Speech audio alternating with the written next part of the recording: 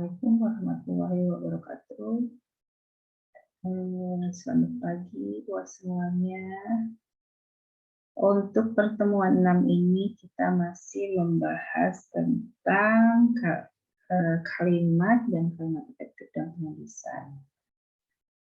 Kalimat efektif merupakan kalimat yang mampu dipahami, baca sesuai dengan maksud penulisannya. Sebaiknya kalimat yang sulit dipahami atau salah terpahami oleh pembacanya termasuk kalimat yang tidak efektif. Jadi kalimat efektif itu mewakili gagasan pembacanya yang mesti dipahami dia. Kemudian di sini ada beberapa jenis kalimat efektif, yaitu kalimat argumentasi, di mana kita mengungkapkan argumentasi kita ya dalam suatu kalimat. Kemudian argumen kita itu harus efektif juga, ya. Kemudian mempunyai makna lain. Terus kalimat kita menyampaikan ide dan gagasan. Dalam suatu penulisan, ide dan gagasan juga kita harus diterima baik oleh pembaca. Kalimat formal juga di sini, yaitu kalimat formal harus ditulis dalam bahasa kalimat efektif supaya bisa diterima oleh pembaca dengan baik. Jadi penulisannya harus sesuai dengan tata bahasa dan aturan bahasa Indonesia ya. Di sini ada beberapa sebab kenapa sampai munculnya kalimat tidak efektif, yaitu struktur pembuatan kalimat tidak efektif, di mana kalimat menjadi kurang baik jika dalam penulisannya terdapat ketidakjelasan subjek, predikat, kemudian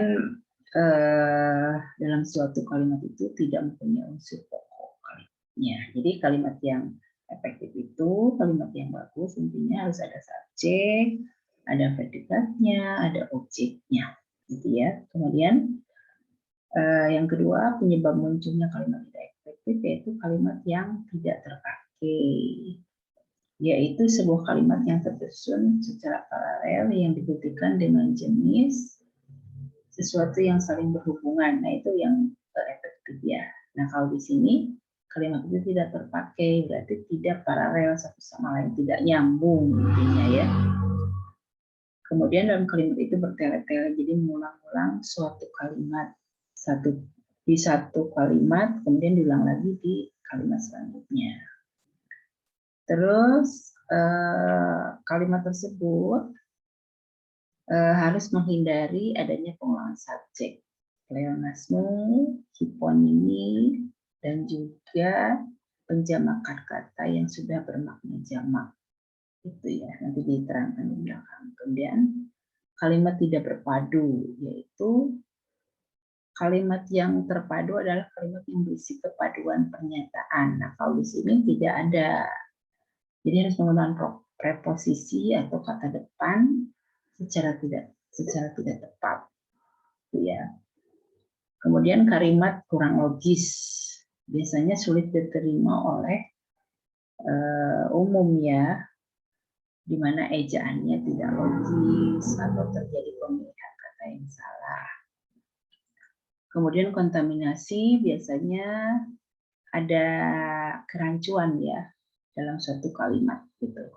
Kemudian kalau pleonasme yaitu kalimat yang tidak efektif biasanya menggunakan kata yang berlebihan dan kata yang tumpang tindih. Sementara dalam aturan kalimat efektif harus menggunakan syarat menggunakan kata-kata yang tepat dan tidak melakukan pemborosan kata. Kalimat tidak memiliki subjek. Contohnya, pergi ke rumah nenek. Nah, berarti kan ada subjeknya. Harusnya saya pergi ke rumah nenek. Tadi pergi ke rumah nenek. Nah, itu kan harus ada subjeknya, ya. Kemudian adanya kata depan yang tidak perlu. Misalkan di sini kata depan, pergilah engkau, misalkan ke pasar, pergilah engkau ke rumahnya. Di sana, misalkan itu kan ada kata depan, di sana terdapat kolam ikan. Berarti di sananya di mana? Kemudian salah menggunakan nalar. Kalau dalam kalimat terdapat kesalahan menggunakan nalar akan membuat makna dan kalimat tersebut menjadi tidak logis, gitu ya. Kemudian kesalahan dalam pembentukan kata. Jadi seharusnya atau seminimal mungkin melakukan penghematan kata. Jadi jangan berulang-ulang dalam satu kalimat itu. Contohnya mereka pergi ke sawah. Adik pergi ke sawah juga, ibu pergi ke sawah juga. Nah, itu berarti tidak usah diulang-ulang. Terus pengaruh bahasa asing. Biasanya dalam kalimat efektif harus menggunakan bahasa Indonesia yang baik dan benar. Jangan menggunakan bahasa asing atau bahasa daerah karena akan menghasilkan kalimat yang tidak efektif. Walaupun ada bahasa asing, nanti kalau dalam penyusunan TA ya ada kutipan dari daftar pustaka, nanti kan ada state of the art-nya ya, mungkin penelitian sebelumnya, kemudian ada teori yang menyatakan bahwa misalkan aplikasi adalah anu-anu menurut anu-anu, tapi dalam bahasa Inggris misalkan, nah itu kan bisa digaris miring gitu ya kalimatnya. Terus kalimat efektif harus ditulis dengan kaidah penulisan yang baik dan benar sesuai aturan yang berlaku. Jadi mengandung subjek juga predikat. Kemudian kalimat efektif tidak boleh hanya merupakan clause atau kata bawaan. Kalimat efektif harus menggunakan pilihan kata yang tepat atau menggunakan kata formal. Jadi supaya baku, ya. Terus selanjutnya kevariasian dalam kalimat efektif. Kevariasian di sini maksudnya kalimat efektif itu dalam upaya menuliskan menggunakan berbagai pola kalimat dan jenis kalimat untuk menghindari kejenuhan atau kemalasan pembaca terhadap teks atau karangan ilmiah. Fungsi utama kevariasian ini adalah menjaga perhatian dan minat baca terhadap teks ilmiah berlanjut bagi pembaca. Jadi intinya dalam suatu kalimat kita menyuguhkan pada pembaca itu supaya tidak bosan. Misalkan awal kalimat tidak selalu dimulai dengan unsur subjek, tetapi kalimat dapat dimulai dengan predikat dan keterangan sebagai variasi dalam penataan pola kalimat. Terus kalimat yang panjang dapat diselingi dengan kalimat yang pendek. Kalimat berita dapat divariasikan dengan kalimat tanya, kalimat perintah, dan kalimat seruan. Kemudian kalimat efektif dapat divariasikan dengan kalimat pasif. Kalimat tunggal dapat divariasikan dengan kalimat majemuk. Kalimat tak langsung dapat divariasikan dengan kalimat langsung ya. Kalimat yang diuraikan dengan kata-kata dapat divariasikan dengan tampilan gambar, bagan, grafik, kurva yang menarik dan lain-lain. Jadi intinya gambar, grafik, kurva juga itu kan menggambarkan ide atau gagasan kita atau hasil kita gitu ya. Nanti kalau menyusun teh juga kan harus ada gambar, ada kurva ya. Gitu. Kemudian ada bentuk kevariasian yang dilakukan penulis jangan sampai mengubah atau keluar dari pokok masalah yang dibicarakan, jangan ya. Nah, misalkan dari renungan itu seorang menulisman menemukan, contohnya gini, lihat. Dari renungan itu seorang menulisman menemukan suatu makna, suatu realitas yang baru, suatu kebenaran yang menjadi sentral yang menjual bisnis ke depan. Ini ya contohnya. Jadi variasi kalimat dengan kata me dan berawalan di, mengemukakan, memutuskan, dibangun. Ya, nah ini menurut ahli Dr. Muhlis M. Hum, buku Pedoman Tulisan Karya Ilmiah, halaman 9 di sini ya. Ragam bahasa tersebut memiliki sifat-sifat berikut, yaitu ragam bahasa memiliki tata ragam bahasa baku yang harus mengikuti EYD bukan EYD, PU, AP ya sekarang. Ya, ini silahkan bisa dibaca gitu ya. Terus di sini ada beberapa contoh kalimat dan tidak efektif dengan memakai variasi pembukaan. Di sini frase keterangan tempat. Kereta rel listrik di Jabodetabek dirasakan sejumlah kalangan sebagai solusi transportasi di tengah kemacetan. Nah ini ya. Nah ini berarti ini disadur dalam koran Kompas. Berarti harus ada sumbernya yang benar. Terus frase keterangan waktu. Di sini lihat contohnya ada frase keterangan cara juga, frase verbun, peresmian ditandai dengan acara perpisahan yang di hari sesudah pejabat. Ya. Kemudian partikel penghubung di sini juga ada. Terus penalaran dalam kalimat efektif. Penalaran itu reasoning adalah proses mental dan mengembangkan pikiran logis nalar dari beberapa fakta dan prinsip KBBI 2005 halaman 772. Yang diutamakan adalah penalaran proses berpikir logis dan bukan dengan perasaan atau bukan pengalaman. Jadi ini menurut teori ya. Kalau kita nanti kalau Teteh menyadu suatu teori ya nanti di bab 2 ya kalau nggak salah di bab 2 atau bab 3 ya. Teorinya di sana bab 2 ya. Bab 2 itu teorinya nanti di TA misalkan sistem informasi adalah anu nanti dijabarkan di bab 2 itu. Menurut anu ini harus logis ya. Terus prinsip kelogisan yang ada dalam kalimat efektif adalah sebuah makna atau ide kalimat efektif. Maknanya adalah ide dari kalimat tersebut disampaikan dengan bahasa yang logis dan berhubungan. Kemudian kalimat tidak efektif untuk mempersingkat waktu, mari kita lanjutkan acara ini. Nah, ini contohnya kalau kita nge-MC nggak boleh kita ngomong untuk mempersingkat waktu, mari kita lanjutkan acara ini. Harusnya untuk menghemat waktu, mari kita lanjutkan acara ini. Emang waktu ada yang dipersingkat, ada lah. Tapi ketika Teteh jadi MC, bilangnya jangan untuk mempersingkat waktu, jadi untuk menghemat waktu. Ya, itu ya.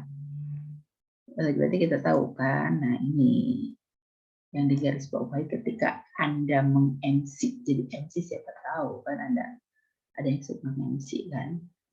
Jadi untuk menghemat waktu, mari kita lanjutkan acara ini ya. Kemudian hubungan logis koordinatif adalah hubungan kesetaraan di antara bagian kalimat dalam kalimat majemuk serta huruf logis koordinator. Koordinatif ditandai dengan konjungsi dan serta tetapi atau melainkan sedangkan padahal. Contohnya mobil itu kecil tetapi pajaknya sangat besar. Nah ini biasanya hubungan logis korelatif, jadi saling berhubungan satu sama lain, baik titik-titik maupun titik-titik, tidak hanya titik-titik tepat, tetapi titik-titik juga. Kayak dalam bahasa Inggris aja, kan ada kalimat berhubung seperti not only titik-titik but also, neither titik-titik nor, either titik-titik or, both titik-titik and, sama aja dalam bahasa Inggris kan itu ada ya. Kemudian ada hubungan perlawanan tetapi tidak bukan melainkan, ada pemilihan apakah atau entah, hubungan akibat demikian titik-titik sehingga, sedemikian rupa titik-titik sehingga. Kalau hubungan penegasan jangankan titik-titik pun titik-titik. Kemudian hubungan subordinat. Nah, ini banyak bisa dilihat, dibaca, jangan malas baca ya. Contohnya hubungan waktu ketika, setelah, sebelum. Hubungan salah jika turun hujan, saya tidak jadi pergi ke kampus. Kemudian hubungan pegadaian. Seandainya saya jadi konglomerat, saya akan membeli istana. Wah, amin.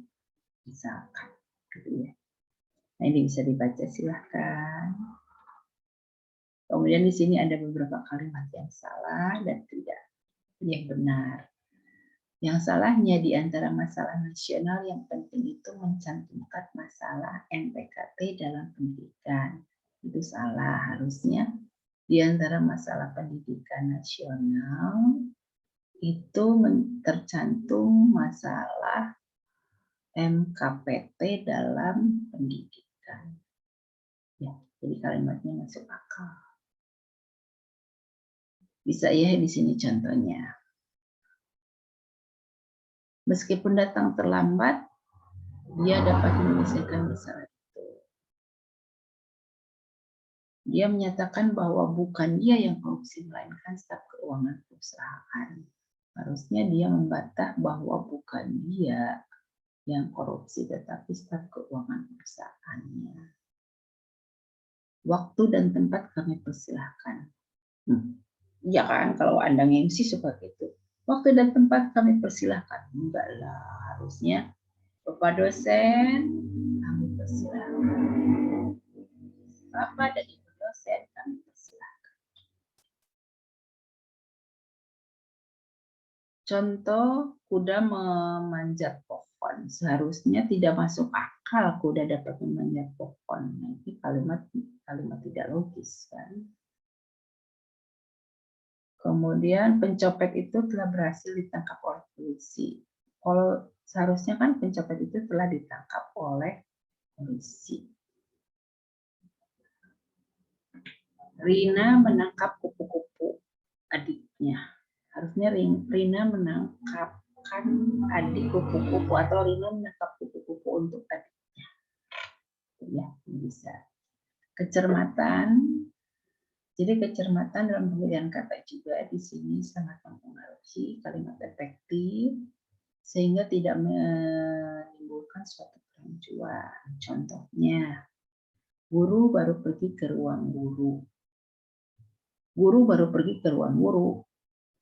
Harusnya makan guru yang baru pergi ke ruang guru. Mahasiswa perguruan tinggi yang terkenal itu menerima hadiah salah. Harusnya mahasiswa perguruan tinggi terkenal itu menerima hadiah. Kemudian kesalahan dalam kalimat efektif diantaranya beberapa kesalahan yang terjadi dalam kalimat diantaranya kalimat kontaminasi, ketidakjelasan unsur subjek dan predikat dalam kalimat, terus gejala pleonasme dalam kalimat, penggunaan kata yang salah dalam kalimat. Contohnya kalimat kontaminasi atau kalimat rancu adalah kalimat yang kacau susunannya. Contohnya di sini ada kan. Melalui kursus ini diharapkan bermanfaat untuk meningkatkan keterampilan. Salah, harusnya bagian pertama kalimat ini di atas melalui kursus ini. Keduanya diharapkan bermanfaat untuk biasanya. Jadi harusnya kursus ini dijadikan bermanfaat, diharapkan bermanfaat untuk meningkatkan keterampilan. Melalui kursus ini diharapkan dapat ditingkatkan keterampilan. Nah, itu yang benarnya. Kemudian ketidakjelasan unsur subjek dan predikatnya.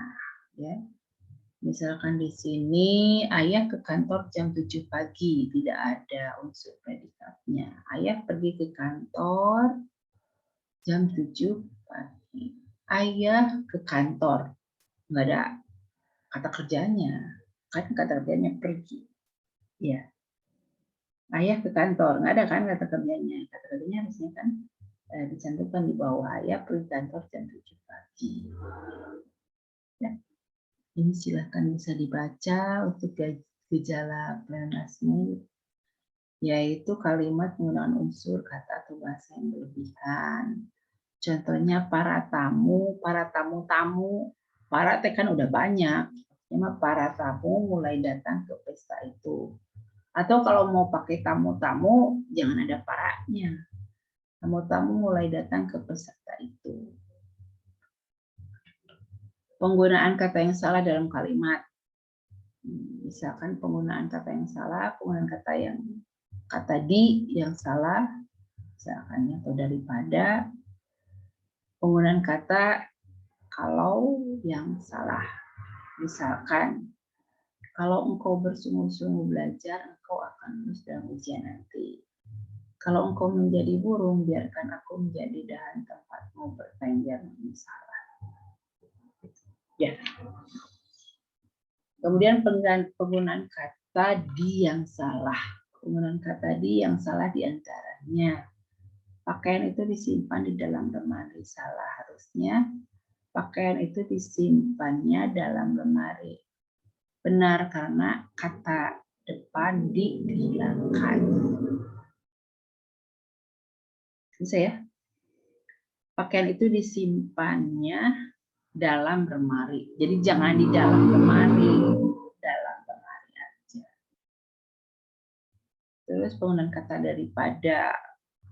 Pukulan smash daripada icuk menggunakan tajam. Harusnya pukulan smash, icuk, hujab, tajam, benar. Terus penggunaan kata. Contohnya, setahunnya hanya menghasilkan sekitar 200 film setahun. Harusnya setahun hanya menghasilkan 200 film. Jangan diulang-ulang. Ya, contoh kalimat efektif, artis membelikan pulsa kakaknya. Aris membelikan pulsa kakaknya. Nah, ini contoh-contoh kalimat. Ya, silahkan bisa dibaca. Di mana tujuan menyusun kalimat adalah menyampaikan informasi, proposisi kepada orang lain. Tujuannya dapat tercapai bila preposisi kalimat itu dapat dipahami dengan mudah oleh para pembaca. Ya. Contohnya gadis itu tidak cantik.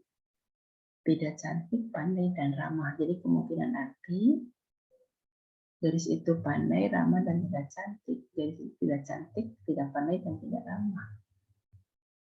Jadi ini kalimat yang ambigus ya. Jadi ini harus dihindari. Ya, di sini contohnya ada. Silahkan dipelajari karena ini sangat bagus ketika lagi nyusun WA. Sekarang kan lagi menyusun WA kan, ya gunakan aturan kalimat efektif yang 1, kedua, dan ketiga. Lihat, baca di sana, jangan malas baca. Oke, mudah-mudahan THA-nya bagus, hasilnya memuaskan. Jangan lupa selalu belajar dan berdoa. Ya, karena proses kita untuk belajar itu kalau bagus, insya Allah akan menghasilkan hasil yang bagus. Ya, mudah-mudahan TA-nya lancar, sidangnya lancar, tidak dipersulit oleh dosen pembimbingnya, ya, asal kita mengikuti aturan, terutama dalam menyusun suatu kalimat. Ya, begitu ya. Oke, terima kasih. Sukses selalu. Assalamualaikum warahmatullahi wabarakatuh. Selamat pagi.